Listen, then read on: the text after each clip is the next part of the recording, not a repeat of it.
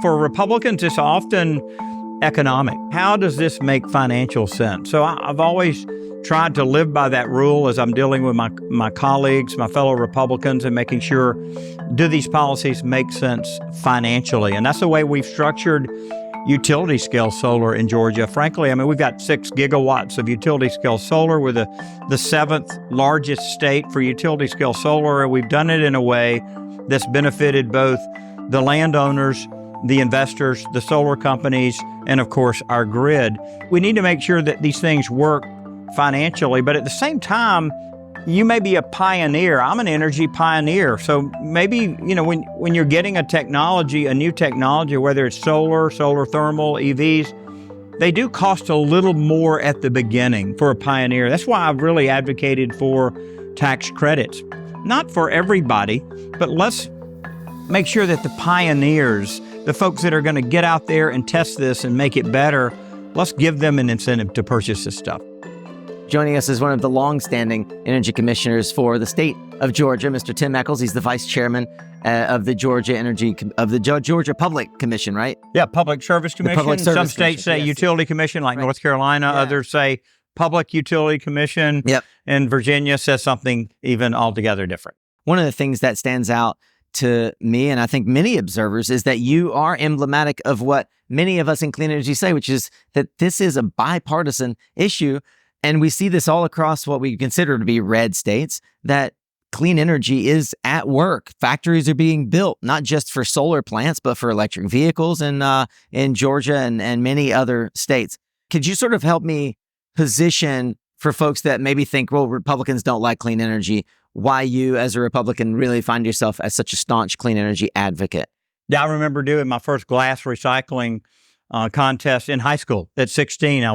By then I was president of the school, and a local radio station was hosting a glass recycling contest. And so that's where I learned about glass and aluminum recycling. It was really the very first kind of sustainability project that I had done. But I was raised on a farm. We had a dairy farm. So I knew about the value of a clean lake. I mean, we would get in our lake where cows had been swimming or wading, and I would have a puffy eye because of all the bacteria that was there. So I learned at an early age about this, and as an evangelical Christian, I do believe that we have a stewardship responsibility of the planet. I don't go so far to believe that that humans are going to destroy this planet, because I go back to the Bible and what I read there about the end of the age and the end of the earth. But I do feel like we have a duty to have clean air and clean water, and to utilize technology in ways that really make sense to protect life anywhere and everywhere that we can. You've been a staunch advocate for things like electric vehicles. In fact, attracting Rivian to commit to building a plant in Georgia. You've represented the state of Georgia and the United States at the World Nuclear Congress. What could you tell us about your perspective as a commissioner, thinking about the constituents in the state of Georgia that clean energy brings to our economy and to our communities? I told the Solar Association in 2010, even before I was sworn in, that, hey, you've got 5 Republicans on the commission. You guys need to make sure you're speaking Republican. Yeah. And so for Republicans, it's often economic, right? It's all how does this make financial sense? So I've always tried to live by that rule as I'm dealing with my colleagues, my fellow Republicans, and making sure, do these policies make sense financially? And that's the way we've structured utility scale solar in Georgia. Frankly, I mean, we've got 6 gigawatts of utility scale solar. We're the 7th largest state for utility scale solar. And we've done it in a way that's benefited both the landowners, the investors, the solar companies, and of course, our grid. So I think we need to make sure that these things work financially, but at the same time, you may be a pioneer. I'm an energy pioneer. So maybe, when you're getting a new technology, whether it's solar thermal, EVs, they do cost a little more at the beginning for a pioneer. That's why I've really advocated for tax credits.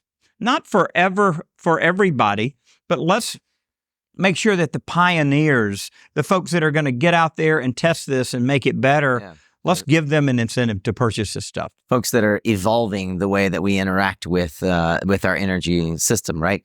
You have an electric vehicle. You and I are acolytes and advocates for what we see as the coming EV revolution. Yet it does feel a little bit like it's stalling. I mean, we even see news coming out of Georgia that perhaps Rivian may not be moving as fast as we thought they would to build that plant. What do you attribute that to? Well, I really look at the pandemic, the impact on car prices, all car prices. Mm-hmm. During the pandemic, used cars spiked to an all-time percentage high. Yeah. You know, and my family owned a car auction. I've worked at a car dealership, right after college. I'm very involved with the Georgia Auto Dealers Association. I follow the car market, and the price of cars and the interest rate impacted all cars. We're still coming off of that. Yeah. Inventories still are not back to pre-pandemic levels. And obviously, folks that bought cars during the pandemic, they're probably stuck with them for a while because they paid a higher price and they paid a higher interest rate. Yep. So, yes, EVs have slowed a bit, but these cars are super high quality now. The Teslas, the Kias that are out there. I rented a Chevy Bolt from the airport to get here, and I've driven Bolts before, but this new one is even greater. So I think it's a matter of getting people in the car, not unlike car dealers try to do with any new type of model that they're bringing forward. People have to see themselves driving this. They have to understand how it works. They have to have confidence. Yeah. We don't help ourselves by having a broken charger network. I came here to UNC Chapel Hill, and there was no charger in this parking lot. Right. And here we are at one of the, the most prominent technology communities, in the United States, and there are no chargers here. So I think we've got to really advance this in a big way. That has stalled. So I think we just give it a little more time. Time is in our favor with the younger generation. They're more prone to want to drive an EV than their parents and grandparents. So I think we just lower our expectations a little bit. Yeah. So one thing that stands out to me, I mentioned, everyone was excited that Rivian was going to put a factory in Georgia. They've paused that factory, yet very recently we've got the R2 and the R3, 68,000 reservations, nearly matching the first 3 weeks reservation count for Ford and their Lightning, which has also stalled. What does that say about the near term, not just consumer adoption, but job likelihood for communities in Georgia that were waiting on this and many other commitments of clean energy facilities? Yeah, Hyundai's not slowing down because they're going to make ICE engines and ICE cars and electric cars on the same assembly line. Rivian, it was all electric. I think what it signals is that maybe we got out ahead of our skis just a little bit. And I know the governor's very disappointed, and others. I do think Rivian will eventually come through on this. I mean, they've got, Amazon vans that are out there moving product around. I'm seeing more and more Rivians on the road. I just think the car market in general is slightly depressed, and that's got to catch up. And Rivian, obviously, we want them to stick around. We don't want them to go bankrupt. So I'm for letting them take their time. We're going to honor our contractual agreements with them in Georgia, and hopefully they'll be able to see their way through this and build those R2s and other cars in our state. One of the things that is fueling the clean economy growth that we are all experiencing right now is the Inflation Reduction Act, the IRA. There has been much said about whether or not the IRA would be in some way dismantled or renewed. Certainly, if the presidency changes hands to Republican in November, how do you see the future for the IRA over the coming months and years? The EV tax credit that was replenished by President Biden, I think it's probably safe. Trump didn't touch the other tax credit that was sitting there. Of course, Tesla had exhausted that, so it was good to get that money back to them. Chevy had pretty much exhausted their portion as well. So I think that probably stays intact. But I think a lot of the other novel projects in there, there's a chance they could get rolled back, depending on whether the Republicans win the presidency and the U.S. Senate. House, I do think if they get the trifecta and they have the White House, the Senate, and the House, I think there's an 80% chance that they roll it back. And when you say novel, can you be more specific? I think some of the clever things that we have in there for hydrogen, some of the like things, hydrogen hubs. yeah, hydrogen hubs, these type of things. I was just in Finland, and they're hydrogen crazy over there. It's an unbelievable amount Europe generally of effort, and they've got a lot of excess wind power, and they're going to make hydrogen with that wind power when the wind's blowing excessively. The Germans said they were going to build or quarterback at least. That was my word for it, but a $20 billion hydrogen pipeline in Europe. That's a substantial investment. So, there's any number of IRA opportunities that haven't even been taken advantage of. I mean, they're sitting there. And the DOE loan office has a number of them with money that Jigger Shaw and Julie and Ed and Nathaniel and all of those guys have giving out to folks that want to do some of these projects. So, whether it's something in a, maybe in an opportunity zone that has to do with clean energy, some of the clean energy stuff around coal plants, for example. This is something I think that it would be a shame for us to miss out. It certainly would be. On taking an energy community, coal mine, old coal plant, and being able to go ahead and turn that industrial site into something else. This is a fantastic incentive to do that. I don't know if President Trump would leave those in place or not. Well, you do believe in things that take a little while to accomplish. You were the commissioner that voted in favor of the Vogtle plant being continued and completed. I mentioned that you've been to the World Nuclear Congress on behalf of, or is it a Congress that they call it? Exhibition on behalf of the United States and Georgia. What are your parting thoughts on nuclear as a contributor to our clean energy economy? I would build another reactor, another unit at Vogtle if we could jigger some of this IRA money over for an overrun turn fund. Of words. Yes, sorry, Jigger Shaw.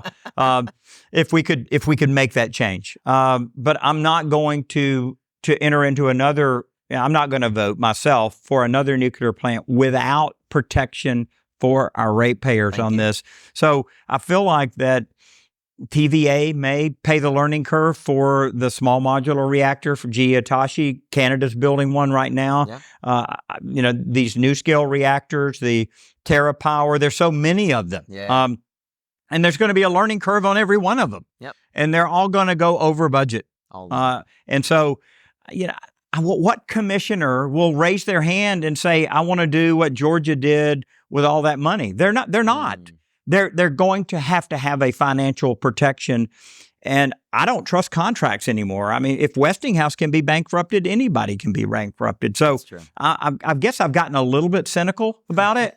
I would do it again under the right circumstance because I do believe that we need this. Dr. Katie Huff at DOE has said we need to triple the nuclear fleet in the United States. That's a Biden official. Yeah. And I believe that. It's just going to take another pricing protection scheme to make it a reality, in my opinion. As you no doubt head into what hopes to be another term, what do you see as the outlook for the state of Georgia and the surrounding states, perhaps the Southeast as a whole?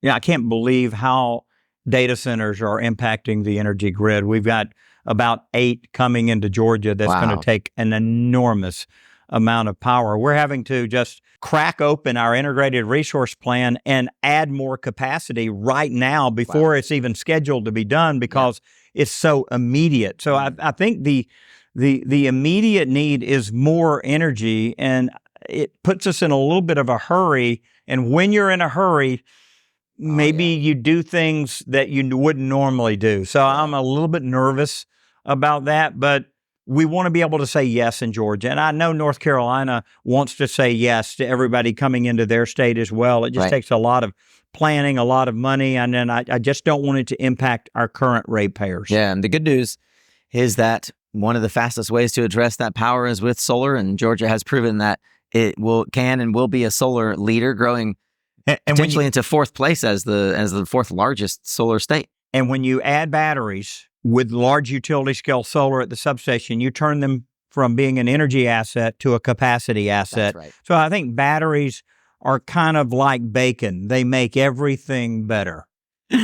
On that note, Vice Chairman of the Georgia Public Utilities Commission, Tim Echols, thank you for joining us at the Media Zone.